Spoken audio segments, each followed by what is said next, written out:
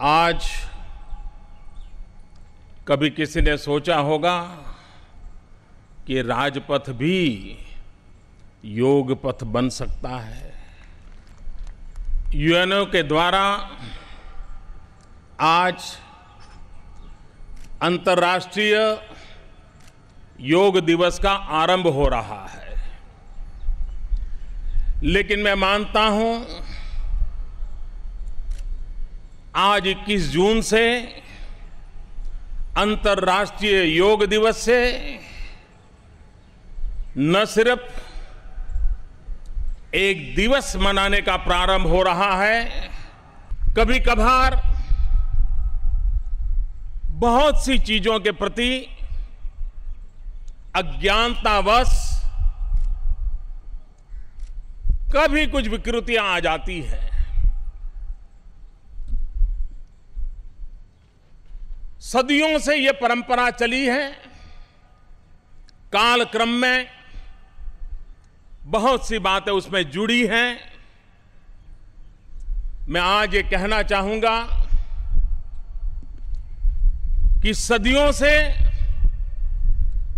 जिन महापुरुषों ने, जिन ऋषियों ने, जिन मुनियों ने, जिन योग गुरुओं ने, जिन योग शिक्षकों ने, जिन योग अभ्यासुओं ने सदियों से इस परंपरा को निभाया है, आगे बढ़ाया है, उसमें विकास के किन बिंदु जोड़े भी हैं, मैं आज पूरे विश्व के इन ऐसे महानुभावों को आदरपूर्वक नमन करता हूं और मैं उनका गौरव करता हूं।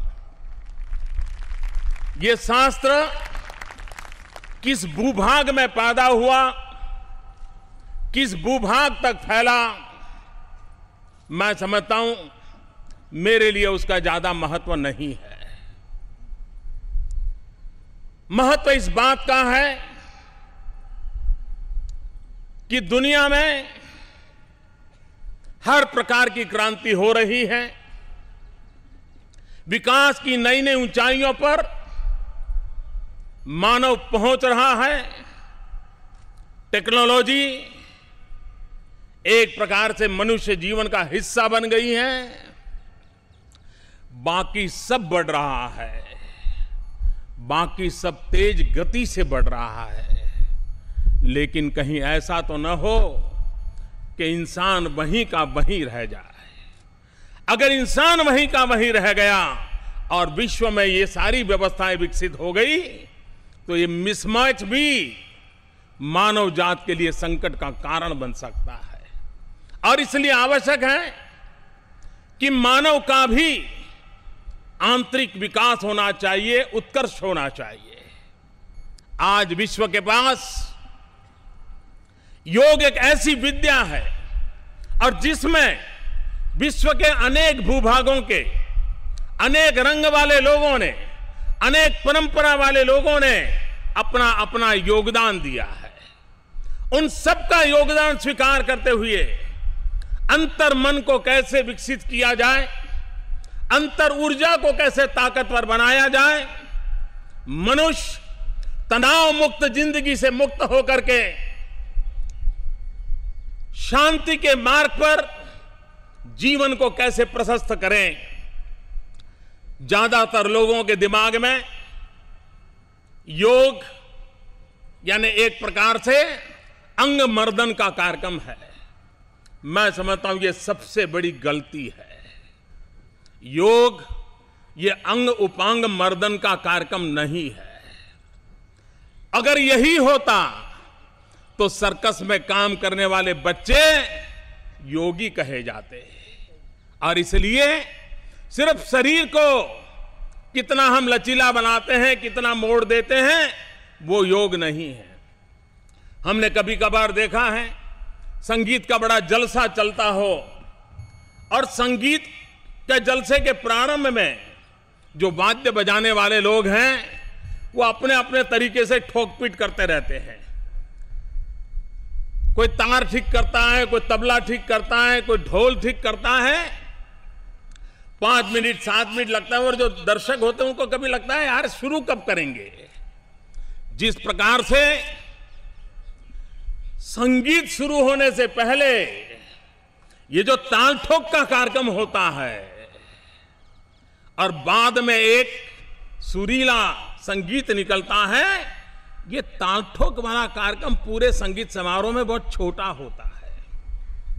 ये आसन भी पूरी योग अवस्था में उतना ही उसका हिस्सा है, बाकी तो यात्रा बड़ी लंबी होती है और इसलिए उसी को जानना और पहचानना आवश्यक हुआ है और हम उस दिशा में ले जाने की दिशा में प्रयत्नरत हैं। मैं आज यूनो का आभार व्यक्त करता हूं, दुनिया के 193 कंट्रीज का आभार व्यक्त करता हूं कि जिन्होंने सर्वसम्मति से इस प्रकार के प्रस्ताव को पारित किया और मैं उन 177 कंट्रीज का आभार व्यक्त करता हूं कि जिन्होंने कोस्पंथ बनकर के योग के महात्म्य को स्वीकारा और आज सूरज की पहली किरण जहां से प्रारंभ हुई और 24 घंटे के बाद सूरज की आखिरी किरण जहां पहुंचेगी, सूरज की कोई किरण ऐसी नहीं होगी, सूरज की कोई यात्रा ऐसी नहीं होगी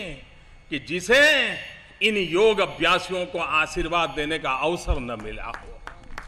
पहली बार दुनिया को स्वीकार करना होगा कि आज अब ये सूरज योग अभ्यासियों के यहां से कभी ढलता नहीं है। वो पूरा चक्र जहां सूरज जाएगा वहां योग अभ्यास मौजूद होगा। ये आज दुनिया में पहुंच चुका है।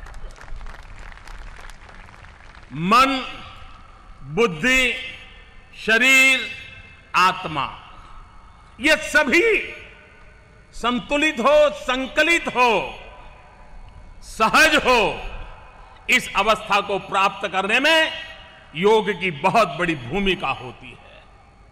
मैं आज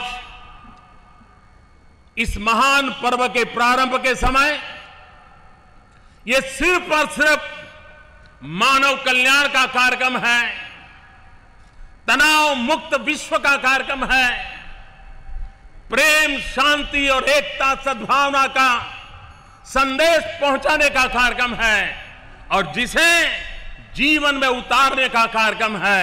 मैं इस कार्यक्रम के लिए हृदय से बहुत बहुत शुभकामनाएं देता हूं और आज पूरे हिंदुस्तान में हर गली मोहल्ले में जो योग का माहौल बना है, उस माहौल को हम निरंतर आगे बढ़ाएंगे।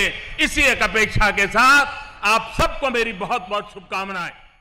और बहनों भाइयों, सचमुच हमको अपने प्रधानमंत्री जी को बधाई देनी चाहिए। उनकी एब्सेंस में मैं कहूंगा कि एक बार जो उन्होंने विश्व को भारत का सबसे बड़ा उपहार दिया है योग का अंतर्राष्ट्रीय योगा दिवस के रूप में, उसके संबंध में एक बार तालियां बजाकर उनका अभिनंदन किया जाना चाहिए।